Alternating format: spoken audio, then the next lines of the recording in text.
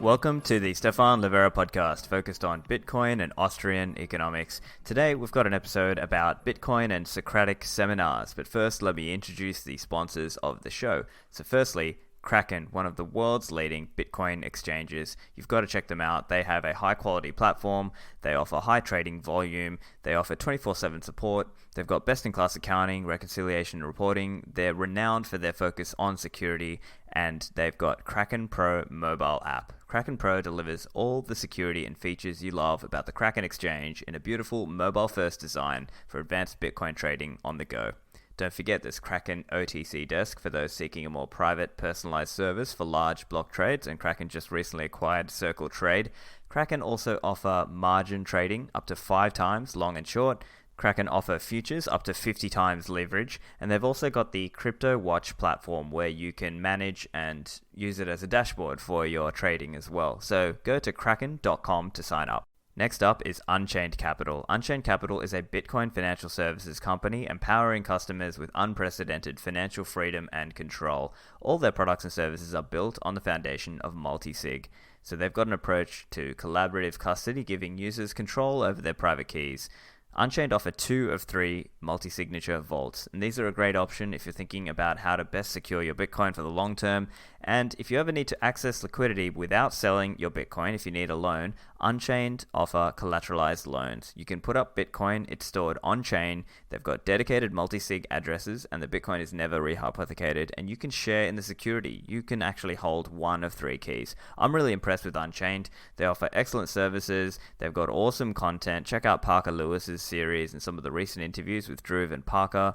They offer Caravan and Hermit. I think you'll enjoy partnering with them for your Bitcoin financial services. Go to unchained-capital.com. Hey, check out givebitcoin.io, the easiest and safest way to get your friends and family into Bitcoin. Take it from me, I've given Bitcoin to people before and they lost it. They didn't know what they were receiving. That's why I saw huge value in Give Bitcoin. You can buy Bitcoin for your friends and family with just their email address. And here's the twist. Your gift is time locked with a regulated US custodian for 1 year, during which Give Bitcoin delivers 12 monthly lessons to your recipient to speed them through the learning curve of becoming a hodler.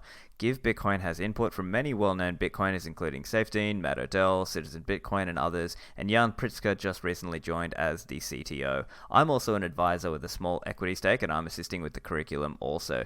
Keep an eye out for more exciting announcements coming from givebitcoin.io. The aim is to have a really positive impact on Bitcoin adoption and understanding, so I'm excited to have them as a sponsor. Last but not least, CipherSafe. They are producing the Cipher Wheel product. Are you keeping your Bitcoin BIP39 seed backed up? Is it fireproof, waterproof, rustproof, petproof, and tamper evident? If not, check out Cipher Wheel. It's a new product, it's compact, it comes in a wheel shape, it masks the actual words of your seed, and it's got a tamper evident seal as well. Make sure you've got your seed backed up in case your paper seed is waterlogged or tampered or goes up in a fire. Make sure your loved ones have access to your Bitcoins if an accident occurs. The product is available for pre-order. Go to ciphersafe.io. My guest today is Alex Leishman. He is a co-organizer of San Francisco Bitcoin Devs and also founder and CEO of River. So he joins me and we talk about this meetup style known as the Bitcoin Socratic Seminar, and I found it really fantastic, the one that I attended, and I thought it would be good to get some discussion in on this, and potentially people around the world can leverage this meetup style as their own way to help people upskill and build their own knowledge from a technical point of view about Bitcoin. And while we've got Alex here, we also talk about his company, River Financial. So here is the interview. Alex, welcome to the show. Thanks for having me. So Alex, I know your reputation precedes you. I know you have a reputation for being a good moderator and host of the Socratic Seminar, and you've done a lot of work around community building, and been around the space for a while. I'd love to hear a little bit of your story on how you got into all this and Bitcoin and Austrian economics. Yeah, well, that's very flattering. Thanks for the kind words. I'm glad you've heard good things. I guess I can start from the beginning. I think it's a pretty interesting story, but it has a lot in common with how a lot of other people found themselves in this industry. So when I was an undergrad, I grew up in Maryland, went to the University of Maryland College Park, and studied aerospace engineering, actually. But in my free time, I was kind of, as kind of a young person in colleges, being exposed to new ideas. I started being exposed to the ideas of like libertarianism, reading economists, starting with, Thomas Sowell's Basic Economics, Henry Hazlitt, Milton Friedman, started discovering, then kind of going further down the rabbit hole, learning about Mises and Hayek and all that. And I spent a lot of my time outside of, my engineering classes reading about this stuff. And I remember, sophomore year, I was going between, some of my engineering classes, and I had this thick like human action book in my backpack, and all my friends thought I was really weird. Yeah, and so this idea of kind of this like first principles economics, like starting from like the defining what a rational human is and trying to construct what the kind of the emergent phenomena that come from that are, was fascinating. But kind of fast forward to my senior year, I got around to reading Friedrich Hayek's Denationalization of Money, like a lot of people in Bitcoin have read. And this, I still didn't know about Bitcoin at this point, actually. And I read that, and kind of everything just clicked. I was like, wow, this idea of competing money that wasn't completely controlled by the government was super fascinating to me. And I had kind of made up my mind that I knew at some point in my life I wanted to kind of be part of building a financial institution or company that offered people access to money that the Federal Reserve didn't control. And I know that sounds really weird, but like that was kind of like what I kind of had decided my dream was in college. And I had no idea how to do that. I thought it would look like something like, I played around with ideas. I looked at what Liberty Dollar had done, and I saw that didn't end too well for them. I thought about, maybe offering a currency, my own money backed by commodities or something like that sat in a vault, or, some ideas related to that. And then, I kind of shelved that idea while I had my first job out of college. And it was a management consulting job. It wasn't, I wasn't having that much fun. I missed engineering. I didn't enjoy, making all the PowerPoints and stuff in that kind of job, but I didn't really know what I wanted to do at that point right out of college. And then because I was kind of bored in my job, I started taking programming classes online. And I took this one Coursera class called Startup Engineering. And one of the assignments was to build a Bitcoin donation website. And I was like, well, what is Bitcoin? I kind of heard the word, but I didn't really know much about it. And I started digging into it from this assignment online. And I just like, I remember the moment it just like clicked. I was like, I had that feeling that a lot of people have had, like this fulfills the prophecy, that's how I felt. Like, I was like, this fulfills the prophecy. And I just knew that like this was going to be something, and I had to spend time working on it. That's And fantastic. And what time was this? yeah, this was mid 2013. So Bitcoin had some traction at that point. Coinbase was up and running. I was using the Coinbase API to play around with Bitcoin stuff. And yeah, the course was actually taught by Balaji Srinivasan on Coursera, and also another professor at Stanford, Vijay Pandey. I think I'm pronouncing his name right. But so then, by the end of that year, I had decided to up and leave Maryland and move to San Francisco to pursue a career as a software engineer working on Bitcoin stuff. And that was at the end of 2013. And then, after that, I landed in San Francisco. I didn't have a job. I did a programming boot camp, and it's been about 2 months kind of just learning the fundamentals of web engineering and doing a lot of Bitcoin stuff on the side, going to the meetups out here. This was my first exposure to like real Bitcoin meetups. And, I really loved them. I loved being able to be in a city with a community of people who just, love Bitcoin. And I thought it was the coolest thing in the world. I got a job shortly after that at a company called MyCoin, which was like a Bitcoin brokerage for Taiwan, but they had an office in Palo Alto at the time. And did that for about a year and a half, helped build out that platform, that company. They're still around today. and then ended up going back to grad school after that. So I I ended up doing my master's in computer science at Stanford. I was lucky enough to kind of join at a time where Dan Benet, who's the cryptography professor there, was teaching the first Bitcoin class. And as kind of coincidence would have it, biology was teaching this kind of add-on lab unit to that class as well. And because of my experience with Bitcoin and kind of my time working in the industry at that point, I was well positioned to actually be a teaching assistant for that class, which was really cool. And so that was actually my first job in grad school, was helping TA that class with Dan Benet and a few other great guys. And so I spent 2 years in grad school focusing on computer security, Bitcoin stuff. I spent some time researching, the possibility of putting BLS signatures in the Bitcoin protocol, which I'm happy to talk about a little more. Um, and and after that, I'll just kind of summarize up to now. So I spent a little time working in security at Airbnb, but I quickly missed Bitcoin stuff and um, ended up leaving Airbnb, joining an investment fund to kind of focus on Bitcoin deals and also building out some of their technical infrastructure.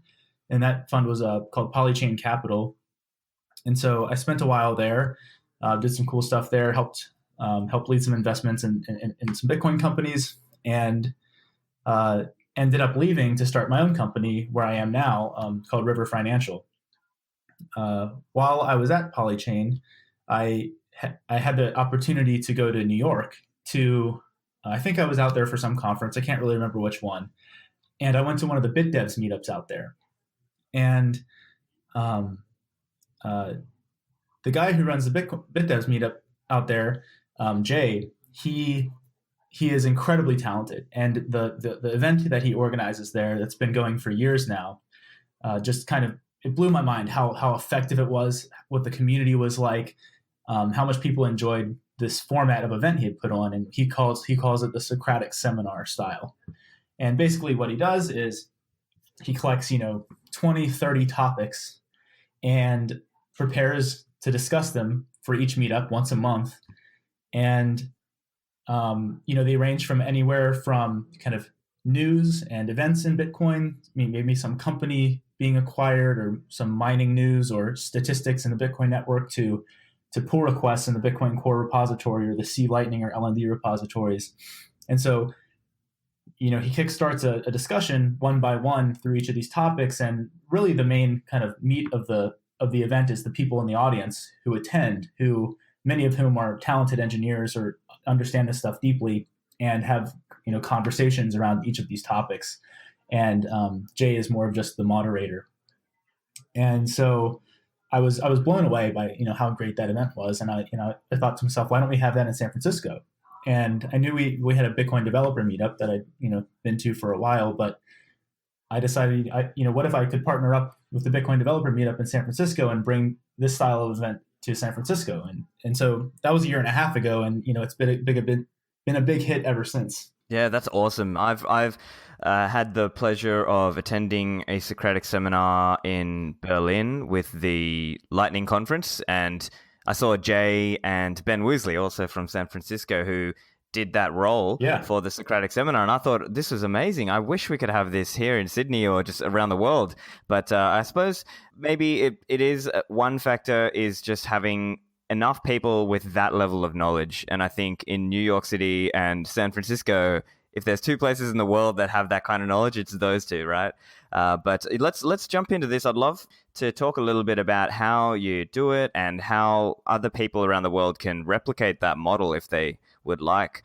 So can you just give us a bit of an overview on what is the format of the meetup and what are some of the ground rules of the meetup? Yeah. So the nice thing about this meetup and its format is that it's quite easy to replicate and also to adjust to your own specific city or wherever you live. And so the main way that this is structured is that I spend about 3 hours at least over the course of a month before each meetup collecting topics. And I would say a good half of these topics are pull requests in GitHub. for Bitcoin Core, C Lightning, or LND. I often source a lot of these from the developers themselves, often the people who've actually written the code for these pull requests, who many of whom will potentially be in the audience to actually discuss it. And then, I also find news. I also have a number of sites that I go to regularly for statistics. And then the different kind of meetup organizers around the world, we all actually share a lot of content. So, a lot of the meetups each have their own website or some sort of repository where they store the topics that they have in their topic list, and we'll kind of pull from each other's lists, which is really convenient, and we kind of share the work that way. So yeah, for San Francisco, what I do is I put all these topics. It's basically each topic is effectively a link, and I create a list of links and put it on sfbitcoindevs.org, and I put a new list up each month. I try to get it done at least a few days before the meetup, but sometimes it's day of or just a day before, depending on how busy I've been. And I just, before each meetup, what I do is I open every topic in a tab, and I learned this from Jay, by the way. This is totally, he started this, and it's so I actually learned from him, and modified a little bit to the San Francisco flavor. But there's also kind of so I go through each tab and highlight bits of the page that I want to pop out and cover when we each have a discussion about it. And yeah, and then the event starts in San Francisco. It starts at 7:00 p.m. We have pizza and beer. Anyone's welcome. Digital Garage is our host. Actually, they're if you know Digital Garage, they're a big Japanese firm. They have a co-working space in San Francisco, and have been very gracious and supportive, allowing us to use that space for free to host the event. And yeah, so we start around 7:00 and spend 2 hours just going through each of these topics. And I'm lucky enough that we have so many talented and intelligent, knowledgeable people in San Francisco that my job's actually pretty easy, because the people in the audience can carry on the discussion. My job is just to keep things on time, keep things from going too far off the rails or off track. Every now and then, you get people bringing up topics that may not be appropriate, so you just have to be willing to kind of keep everyone in line. So yeah.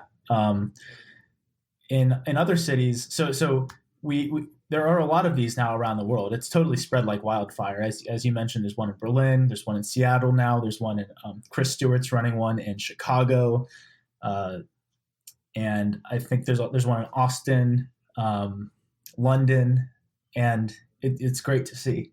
Yeah, that's awesome. And what about the rules of the meetup typically? As I understand, it's normally Chatham House rules. Are there any other? What is, first of all, what is that? And what if there are any other rules? Can you just outline those? Yeah, so I would say it's largely Chatham House rules. So basically, you can talk about what's been said. We try to, we don't want we encourage people to not name names about who said things. And the biggest rule is no photos or videos. And that's that has some pros and cons, actually. The big benefit to no photos or videos is that it helps people maintain their privacy. It helps people who are there feel like they can, really be themselves, and they don't have to worry about something being taken out of context and being put on the internet. The downside is, and I see this a lot on Twitter and even on our meetup page, is because we're in San Francisco and we have all these incredibly well-respected people at our meetups. The rest of the world really wants to see them, and they want to hear them, and they want to see what everyone's saying in San Francisco. And so, we've tried to kind of balance that desire with kind of two types of meetups. So we have these monthly Socratics, and then every now and then we have a special presentation that is public that we film and that goes on YouTube. So just this week on Monday, Peter Vola gave a great presentation about updates to Bit Taproot. And so we try to make sure that there is content that the rest of the world can see from San Francisco. Yeah, that's one struggle that many of us who are, let's just say, in places that don't have the same level of Bitcoin knowledge and talent, we struggle with that. I think the other thing is you really need a moderator who has a good level of knowledge themselves, right? Like I saw from the one I saw with Jay and Ben Weasley, I saw Jay did a great job at just basically having a good level of knowledge about each of these little topics. How do you go about doing that? Yeah, I mean, I think that the nice thing about this is that my career is in Bitcoin already. I spend all day working on Bitcoin stuff, more or less, and I've spent the last 6 years effectively spending most of my time paying attention to Bitcoin. So it's not like that much extra work to try to keep in touch with all the developments. But I will say, over the last year, as the Lightning Network stuff has picked up and more also protocol level improvements or updates are being considered, and more development activity in general, it is getting harder and harder to keep uh, abreast of all the developments. But luckily, I'm able to lean on people that attend to kind of handle the bulk of the discussion for topics that I'm not able to effectively discuss. So every meetup, there's at least a handful of topics that I kind of have a high level understanding of, but I definitely don't have the depth or have spent the time on understanding it to be able to really speak intelligently about it. So um, I kind of delegate that stuff. Gotcha. And in terms of getting a location, sponsorship, do you have any tips for Bitcoin meetup organizers out there? Yeah, I mean, I would say that in terms of finding a location, I think that you can actually sell a meetup to a co-working space as kind of a benefit, mutually beneficial. A lot of co-working spaces want to host meetups because it gets people in the door learning about the space. And a lot of these people are technical people, engineers who will go and have their own startups. So I would say, look for those spaces in your city. I think you shouldn't have to. I don't think you should have to like pay to have a meetup. I think you're pulling together a bunch of talented, intelligent people who are many of whom are probably entrepreneurial, and that's really valuable to many spaces to want to have those people there. And then kind of you do need money though to basically pay for pizza, beer, maybe some equipment, and for that I think it there's always money somewhere, and it doesn't require that much. I mean, San Francisco is one of the most expensive cities in the world, and you know our budget is pretty modest, and so finding a company to sponsor it, or maybe even just having individuals who attend, if you're in a smaller city or town, just chip in. It might be the most feasible thing to do until you can grow it to the point where maybe a company is really interested in supporting it. Yeah, that's great. My own company supports the one. Yeah, in San Francisco, the sponsors are Digital Garage and my company River Financial and also Square Crypto. Nice. Yeah. So maybe meetup organizers out there, if you've got some kind of Bitcoin company in your city, then you can try and lean on them to maybe help provide the meetup room or to maybe put up some money for the pizzas and beers and get a shout out during the meeting for that. One, I guess, personal experience that I've seen in Sydney is that there'll be obviously not everyone is into the development and the technical side of it, right? So there are some people who just sort of come and they're into silly things like TA and stuff like that. But I'm really hoping to build more of a scene where people actually care more about the technical components of it, and potentially even the economic aspects of it as well. Let's talk a little bit about some of how you break some of these down. So I'm just looking at the sfbitcoindevs.org page, and the most recent one, you've got Socratic 17 reading list, and this is basically the stack of links that you've got. So talk us through, what would you normally do when you talk through, say, the news items? So for example, the ransom attack on the cold card or the Bitcoin mining in North America. What would you sort of mention for those? Yeah, so typically what I'll do is before the meetup, I'll read through the article, get a sense of what the vulnerability was, and then kind of reach out to the audience and see, is anyone using cold cards or has had experience with this? Does anyone have, sometimes the people in the audience are the ones who maybe even wrote the article. So if it's something like that, I'll just defer directly to them. But for this one specifically, just a few weeks ago, I brought this up, gave a summary, and then in the audience, the discussion kind of centered around the fact that, these types of attacks, are important to think about, but, they're very difficult to completely mitigate because of just kind of the nature of hardware wallets, and that they really just don't know that much about kind of the state of the chain, and they don't keep a lot of state around. So there was a pretty deep technical discussion about that actually. Right, yeah. And then you sort of might bring up some totally different topic like Bitcoin mining. Okay, we've got Stratum V2, and then you'll sort of bring up a little bit of the high level. Here's what's changing with that, and then maybe you've got an expert in the room who is very good with Bitcoin mining, and they can speak to that a little bit further, right? Yeah, exactly. So, like, I brought up this last time. I kind of brought up the fact that there seems to be this trend of increasing mining in North America. Some of the discussions center around, well, maybe this is just, it's still potentially a rounding error compared to the amount in China, but it is growing. There was some investor there who had done a lot of mining or investing in the mining space who was pretty bullish on mining in North America. So there was some pretty interesting discussion around that. Yeah. And then in terms of statistics, what sort of stuff do you normally bring up?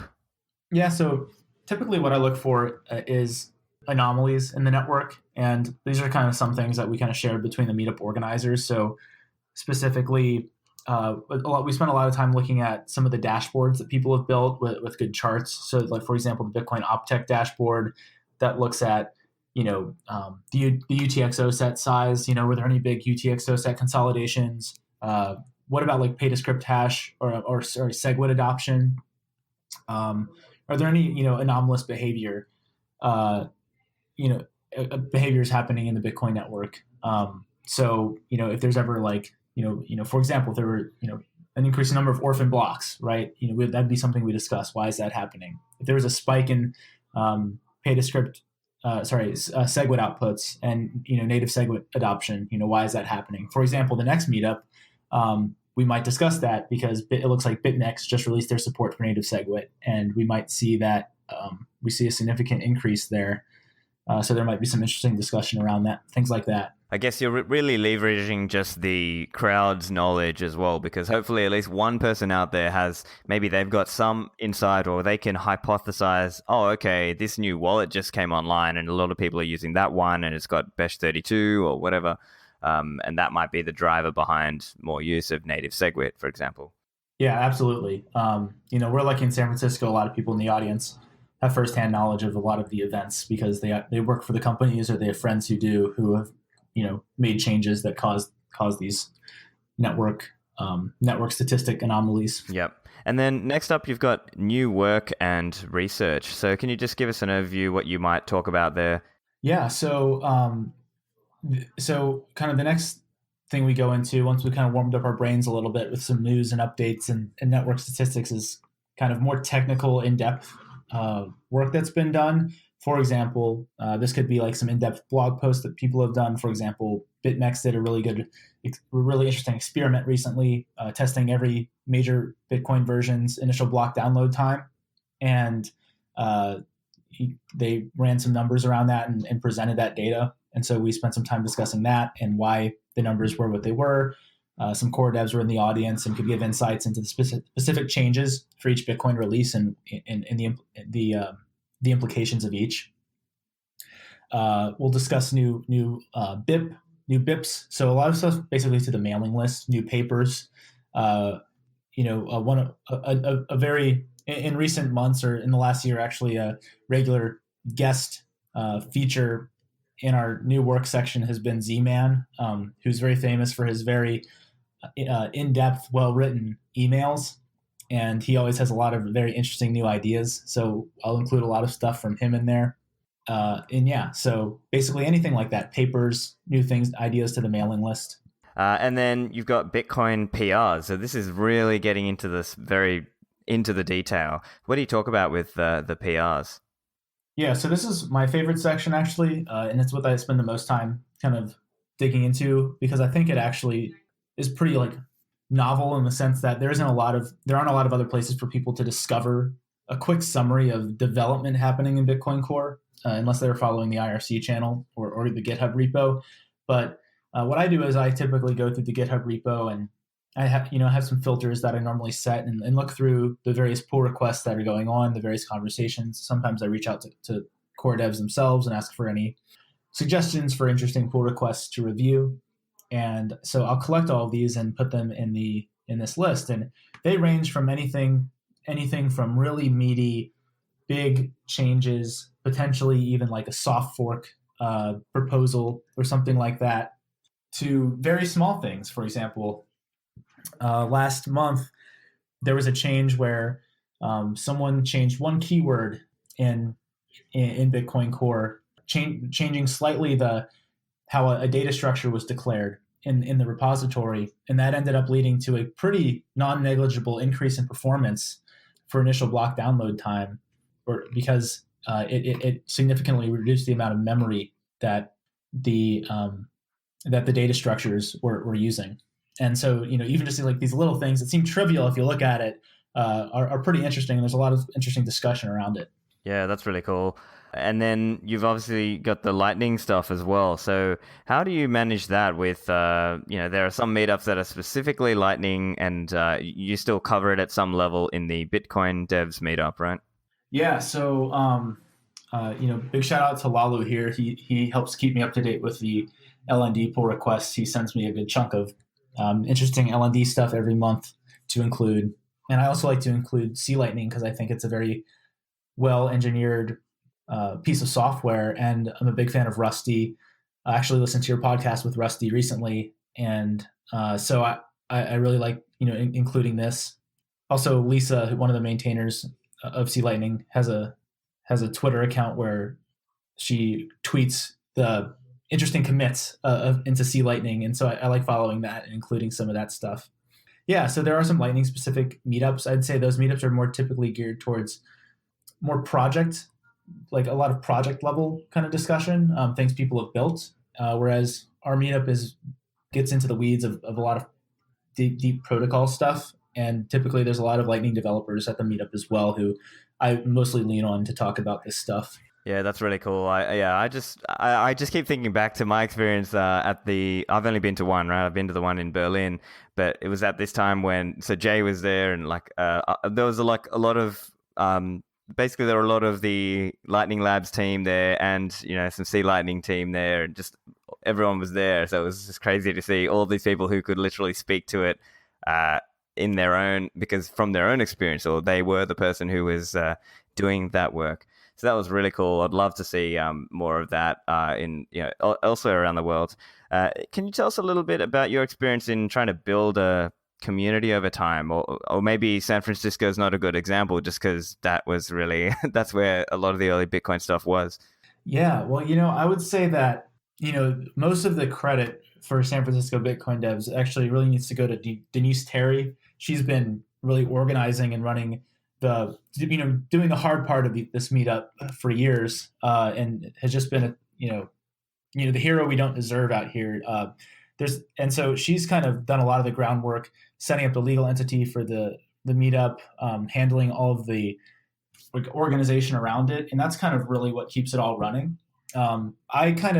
I think have contributed to the community by bringing this BitDevs event along, and the BitDev Socratic style event to the meetup, and I think this has attracted a regular group that monthly comes to these and really wants to come and discuss ideas. I think before what we had, which was really great, was these one-off presentations that were sporadic and weren't always at more of a fixed cadence, and it still attracted a good community, but it wasn't something where people could come every month and they knew what they were going to get, and they knew that they'd be able to come and discuss and really collaborate. So I think basically the nice thing about the Socratic style has been it attracts people who kind of want to come and contribute ideas or hear people talk about ideas. And, like you mentioned, our job is pretty easy because in San Francisco, this is kind of the center of it all. So I don't have to go advertise this meetup really. I don't go and try to convince people to show up.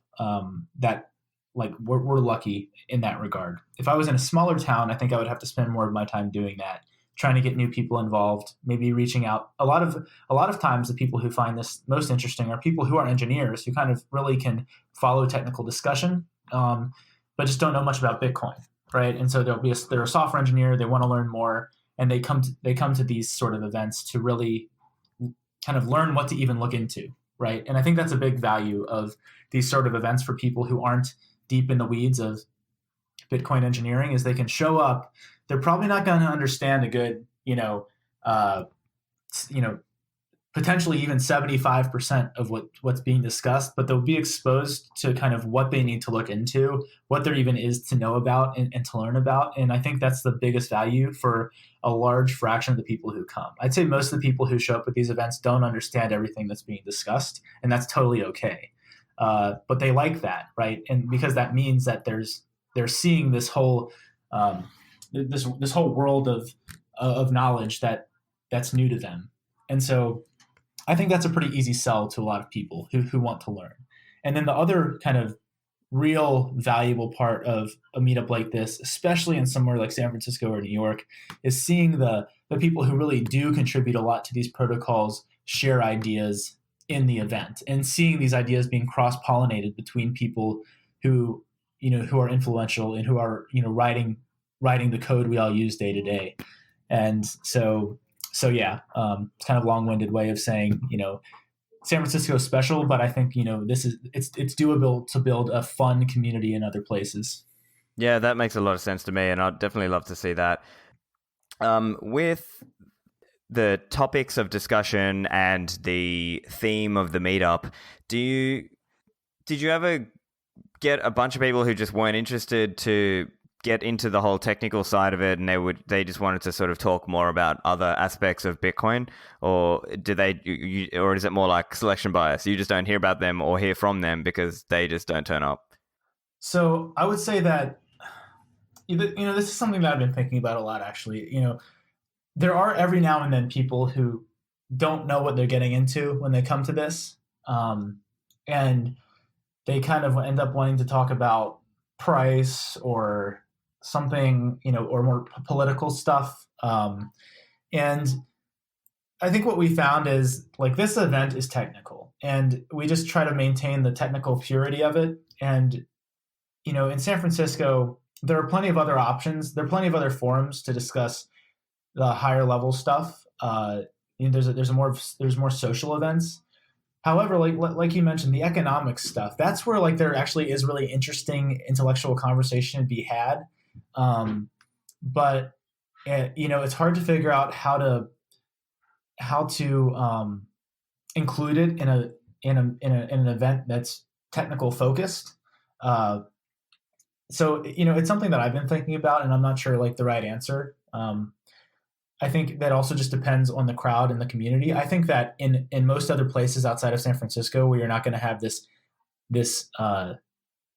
concentration of deep technical people, it might make sense to expand the list of discussed topics to more accessible things like economics and potentially political things. Yeah, I guess so. But I think the other thing that I've personally found, even from the Bitcoin City meetup, is over time, people do naturally want to learn more of the technical components of it.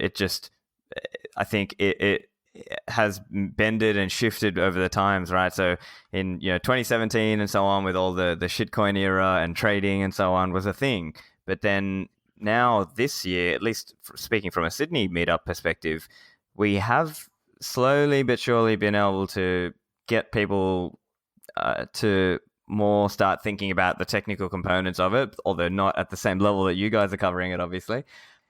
Yeah. So, do you have any tips then in terms of imagine a meetup organizer is listening, or they are looking to start a meetup? Do you have any tips for them in terms of organizing presentations to sort of mix in with the Socratic seminar style? Yeah, I mean, it's common. I know they do this a lot in New York. Is often one of these meetups will have kind of short presentations that a special guest will give. A few months ago, we did this with an engineer who wanted to give a presentation on a BIP he was working on. And so, I had him send me some slides over, and he gave a quick, 5-10 minute presentation of what he's working on. Now, I try to avoid anything longer than 5 or 10 minutes for our meetup, because I think one of the things that a lot of people value is that they don't have to sit through one person talking about the same thing for a long time. But I do think that it's a great way to add more potential depth to a meetup if you have something like if you have someone who's been working on some really cool stuff and you think people find them interesting, just preparing them, making sure that they come ready to kind of keep it short and sweet, give them 10, 15 minutes to help fill some time. Especially guests. Like if you have someone in town, right, who's visiting, who is a core developer or has done really cool work in the space or works at one of these cool Bitcoin companies, that's a great thing I think to bring to a meetup because it's like, hey, this person's visiting from San Francisco or London, and they're in town. They're going to talk for 15 minutes, 20 minutes about something they're working on. I think people really love that stuff. Yeah, absolutely. So that's something we're trying to do as well. But yeah, definitely that's something Bitcoin meetup organizers can look to do. Do you? What's your view of at least in San Francisco, how many other Bitcoin meetups are there? Like, I presume yours is the more technical one, but I presume there are other ones also. Yeah, there are basically two that I know of. Ours and there's a Bitcoin social meetup, which meets at a bar. And I actually haven't been in a long time, so I'm not exactly sure what it's like, but I assume they spend time just talking about Bitcoin. Maybe I don't know if they have presentations, but I think it's just more for the general, more just general interest. So it's not specifically technical. Yep, yep. And I think the other thing that I've seen and heard of is sometimes people, more experienced Bitcoiners, might get frustrated of explaining the same thing to new Bitcoiners over and over. So sometimes there's a role there for bifurcation or splitting of that. So maybe you would have somebody who's helping beginners, and then another area where kind of more experienced Bitcoiners can just chat about whatever. Have you noticed anything like that? Yeah, I think that the tone that we set at San Francisco Bitcoin Devs is that beginners are more than welcome, and we encourage beginners to come, but it's not gonna be hand holding them through it. And if they want something like that, they're better off reaching out individually to people to help find resources to learn the basics, uh, going to the social meetups, or basically spending more time doing their own reading. I think one thing actually that is lacking in San Francisco that I'd love to figure out, how to do better. Unfortunately, I don't have the time right now. Is to kind of have this sort of middle ground event, right? Teaching people who are intimidated, about Bitcoin from the ground up and some of the basics. I actually do think that is a gap we have in San Francisco. We have the social stuff, we have the advanced technical meetup, but we don't really have that in between, like you're talking about. And the brave people who are okay kind of jumping in the deep end head first just show up at ours and they're fine, right? But if I can see how it is intimidating, and I do try to encourage beginners who are in our meetup and are feeling intimidated to ask questions if they have any. But I really do think we could do a better job in San Francisco at um, teaching new people about Bitcoin technically. Yeah, and I think you're right that honestly, I think these sorts of meetups are probably a good way to learn themselves. Like if you just go and ask those questions, that's really a massive learning opportunity. Or even you can just listen to the discussion and you can just soak that up. So I think for listeners out there who might be a bit more intimidated, just definitely do try and go to these meetups. At least you can soak up some knowledge out of them where you might have otherwise had to spend a lot of time reading. You can quickly condense some of that down if you can speak to people about it. Absolutely. I mean, you can read about the basics of how Bitcoin works online, and that's probably actually the fastest way to learn the fundamentals. But what you're going to struggle to learn is how do the people who've been building Bitcoin stuff for a long time think about this? What goes through their thought processes when they're proposing this BIP or commenting on this, and why do they think X or Y or Z? And that's what you really get at meetups like this. You get to hear the people who work on this day in and day out, kind of talking about how they think about it. And I don't think there's anything that is more valuable in understanding the ins and outs of Bitcoin development than that. That's great. All right. Look, let's change topics now. Let's talk a little bit about your startup, River. So, high level, what is it? Why did it get started? Yeah. So, going back to the beginning of our conversation, I had mentioned my dream was to build this financial institution when I was younger, when I was a senior in college, uh, giving people access to money that the government didn't control or that was um, kind of what I would, what I like to call sound money. And I didn't know how I would do that. And Bitcoin, I realized, was how I could do that. And so basically, River is the realization of this company, this idea that I've been wanting to build for about 8 years now. And I have been working towards that goal and finally able to do it. So I mentioned that the last job I had was at this investment fund. When I left that, I told them, hey, I really loved working here. I really love you guys, but I just really need to start this company, and now is the time to do it.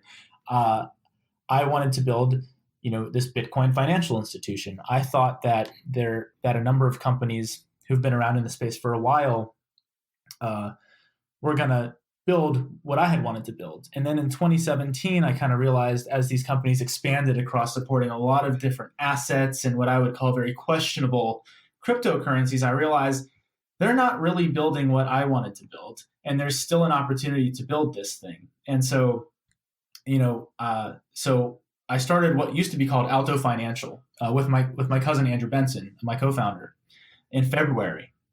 And the goal of our company is to build long term this financial institution that's built around Bitcoin, that we believe is going to be this widely used money and store of value around the world, and sit there up alongside or challenge directly fiat currencies. Initially, what we're building is a Bitcoin-only Bitcoin brokerage that is a US dollar on and off ramp, and provides all of the kind of cutting edge functionality that people in the Bitcoin world want. So we launched a few weeks ago. We rebranded to river.com, and we're up live and running. What you can do on River is connect your bank account, buy or sell Bitcoin, deposit and withdraw to your account on chain or via the Lightning Network, set up automated recurring buys with discounted fees. And as we expand over the next few years, we're going to be building out more and more functionality to look more like a financial institution, including things like, institutional accounts, more financial services, potentially around lending, payroll, etc. So I think that, the long-term vision for River is kind of this this place where you can keep your Bitcoin, or you can buy your Bitcoin and get it off. Eventually I'd like to be able to offer some sort of pseudo custodial services for people who run Lightning nodes, and we can route for them, but they keep their own keys.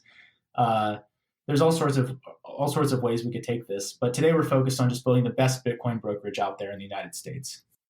Yeah, that's fantastic. And tell us a little bit about how I noticed you were talking about self-hosting. Tell us a bit about that. Yeah, so I love our technology. So, we've spent about 8 months building out the tech for this company, and we made a few key decisions early on. And one of the big decisions that we made was that we're not going to put anything important in the cloud. So we run all of our stuff, our web application, our database, everything critical to our company is hosted on-prem in a server cluster that we own. That server cluster sits in a 2,000-pound vault that is built for the military. It's called an IPS container, actually. It is a ventilated safe, effectively, built for military servers. They often have these on bases. And so our servers live in that. And we thought the reason that we made that decision was because, it really doesn't make sense for any startup to do that unless they're a Bitcoin bank, and they need to know 100% their attack surface, and it's inexcusable to be on shared computers. And so for any other sort of startup, this wouldn't make sense to do. It's a lot of work, and it's a lot of maintenance. But for us, we were looking at if we were in G Cloud or AWS, can we answer this fundamental question? Who has access to this computer? And if you're in AWS or Google Cloud, you can't answer that question. You can't answer how many people, because Google or AWS wouldn't tell you, right? You just hope that no one inside has access. And the thing about Bitcoin is, for your hot funds, someone just has to steal 256 bits of information and they have your money. And if we were hosting our hot wallet in AWS and our funds disappeared someday, we would have no idea necessarily why, right? It could have been an insider. So we wanted to basically eliminate any risk of an insider at some other company being a threat to our infrastructure. And on top of just you losing keys, there's our user data and privacy, which is another reason that we're self-hosted. Is we take that very very seriously, and we don't want we want as little of our users' data in someone else's cloud as possible. Awesome. And as I was looking through your website, I noticed you have a focus on recurring buys, which is becoming a new thing, the DCA style investing. Tell us about your philosophy on that. Yeah, so our company is focused on helping long-term Bitcoin investors build wealth. So we're not an institution for the person day trading, trying to short the market and play derivatives and play that game. We're interested in attracting the type of person who wants to accumulate Bitcoin over time. And we think that the best way to do that is with a dollar cost average technique. And so effectively a recurring automated buy, completely removing your own emotions from your investment decision, and just kind of set it and forget it. So our focus is making it really easy for people to just sign up, press buy once, and make it a recurring buy, and then they'll continue to accumulate over time, whether it's weekly, bi-weekly, monthly, depending on their own financial situation. And then to encourage that, actually, we discount your fees if you have a recurring purchase set up. And then another feature we're actually working on top of that I hope we can roll out in the next few months here is the option to even auto withdraw after a recurring purchase. So you can imagine the flow for that would be you can register a hardware wallet with our service. We basically get your XPub or generate a fresh XPub on a Ledger or Trezor if possible, so we can't see your existing coins. And then every recurring purchase, once the order settles, we send those transactions off to your own wallet, so you can really set it and forget it and self custody. And since we built our infrastructure to be Bitcoin first and Bitcoin only, we actually can do all this really cool stuff because our own Bitcoin wallet that we've built ourselves on the back end is modularized in the way that we can basically like create all these little sub wallets for all of our users and send coins to them easily, keep track of those XPubs. So yeah, we have some pretty cool stuff going on there. And then there's also the whole Lightning aspect to all of this as well. So it'd be cool someday if we could automatically push via Lightning to people's nodes after they've purchased. Yeah, there's some ideas that just jumped to my mind straight away there. So I guess one idea there is that if the customer has to give you their XPub, so again, that's their privacy, is there any potential that you could use like BIP47 stealth addresses, that kind of approach where there's like a one-time setup and then every other address is kind of shared between, say, River and the customer, but then River doesn't have the like XPub of that customer, or maybe they could use like an XPub on a different derivation path or something like that so that River doesn't have everything. Exactly. I mean, one of the problems with stealth addresses is just like the adoption and kind of the complexity of it, and people aren't necessarily going to have the hardware wallets that support any of those standards. I think with the XPub, actually, what we can do is we can create like a sibling XPub, right? So we don't get we have like basically exactly what you said. Either a completely separate XPub from any XPub they've used for their other coins, or something along a path that still allows us to to not learn about any of their other coins, right? This is a fresh XPub or a fresh path that we exclusively use, and none of their other coins go there, and so their privacy wouldn't be impacted. That's the goal. Gotcha. And then, yeah, you also mentioned Lightning as well. So that would be really cool to have Lightning withdrawal. Now, I guess the concern there would be more like managing the channel size and so on, and doing the looping in and out or submarine swapping in and out. And I guess for some customers, it may make sense that they just take their deposits on chain instead of Lightning. And also, there is that key send idea. So, what are some of your thoughts around that? Yeah, so I think for the foreseeable future, most people will be withdrawing on chain, especially if it's like an automated withdrawal. But we already do support Lightning withdrawals via the vanilla kind of Lightning flow. So we already support Lightning deposits and withdrawals to your account. And so basically, what you see with us is you have a Bitcoin balance on river.com, and you can add to that balance by buying or depositing Bitcoin on chain or via Lightning, and you could subtract from that balance by withdrawing on chain or withdrawing via Lightning or selling. And but like as you mentioned, there's a lot of better like as the Lightning protocol evolves specifically, there's a lot of like cooler things we could do. So the key send idea, where the ideal is right now the flow where our user has to enter an amount for how much they want to receive on Lightning, generate an invoice, copy that invoice, and send it to someone paying. It's kind of clunky, right? It'd be great if our users could each just get an identifier, a pub key, or something like that they can give to someone, and that person can just pay them whatever amount that needs to be paid, right?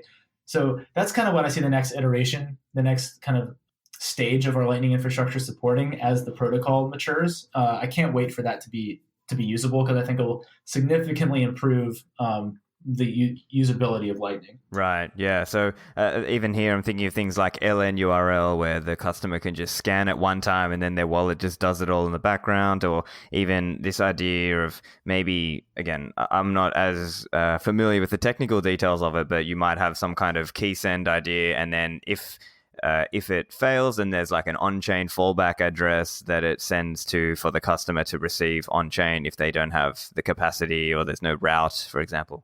Yeah, exactly. One of the challenges here will be, because we're a custodial institution, kind of being able to have these identifiers for each user and have them be unique without having to run a node for each user. So there is some work that we need to figure out there. We need to make sure that we know who a deposit's going to when it comes in, if it's kind of a key send thing. So there are some things to think through there, but overall, I'm really excited about where the Lightning stuff can go. I think there's a lot of opportunity as well with this kind of, like I mentioned, the pseudo custodial use case where users kind of trust us, right? They trust us to buy Bitcoin, and they trust us to not, they trust us to deliver the Bitcoin to them, but they don't trust us to like hold the Bitcoin for a long time. So for example, Stefan, if you have a Lightning node and you have a channel open with us, you can, you buy Bitcoin from us and we just deposit to your node. And then whenever you want to send a payment, you don't need to worry about channel management yourself. You could just pay through us. If you're okay, with that trust model of like trusting your privacy with us for routing, because we'll be a well-connected node. Now, the nice thing about Bitcoin, and I think what the fundamental kind of value add of Bitcoin to any financial institution is like you can always opt out, right? And you can always route yourself if you want. You're never stuck with us. And I think that's the beauty of Lightning and Bitcoin in general. And that's why I think it's the next, it's going to be the core money of our next monetary system. Yeah, right. And so in that example, I might have a channel open with River, but then I might also have other channels open and I can route through those as well. So I'm not kind of stuck or beholden to one particular channel or channel partner in that scenario. And also on that topic, I've heard of this idea of trampoline routing. And so then there's like this idea. So again, this is a coming idea. It's not in place now. And I know the async guys are talking about it with their app Phoenix, where the idea is right now you are basically giving off your privacy to async when you route that way. But the plan is in future that with trampoline routing, then you can actually make it so that the channel partner doesn't actually know. Yeah.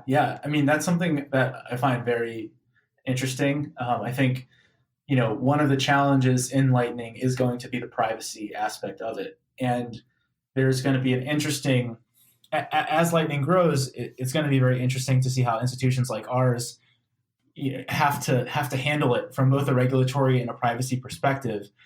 Obviously, one of the biggest differences between Bitcoin, layer one and Lightning is in Lightning you kind of have these long-lived identities, and like you said, these node identities live around, and if you're paying an invoice from River, we see this identity you're paying to, right? Trampoline payments might be able to kind of fix some of those privacy leaks. And I'm really excited to see what teams like Async come up with there. All right, look, so we're coming to time, so maybe if you could just let the listeners know where they can follow you online and where they can find out more. Yeah, sure. So my Twitter handle is at Leishman, Leishman. And you can also learn more about River at river.com. It's a pretty easy domain to remember. And yeah, if you have any questions about, if you're interested in starting your own Bitcoin meetup in your city, you're interested in learning more about kind of my company, or just Bitcoin in general, don't hesitate to reach out, send me a DM request or at me on Twitter. I'm pretty responsive. So yeah, I'd love to help out, anyone who's especially interested in starting a meetup. Awesome. Well, thank you very much for joining me, Alex. Thanks for having me, Stefan. So hopefully you got some useful tips out of that. I know I definitely did in terms of how I'm helping organize some of the meetups around the Bitcoin Sydney scene. But those of you in the rest of the world, definitely try and take some tips there. Either start attending your local Bitcoin meetup, or if you don't have one, start one, and you can slowly use some of these tips to build the scene and build your own knowledge of Bitcoin. So don't be afraid to reach out for help or leverage some of the already existing material from SF Bitcoin Devs or New York City Bitcoin Devs. Lastly, the show notes, the transcript, the link to subscribe, you can find all that on my website, stefanlivera.com. This is episode 136. Thanks for listening, and I'll see you in the Citadels.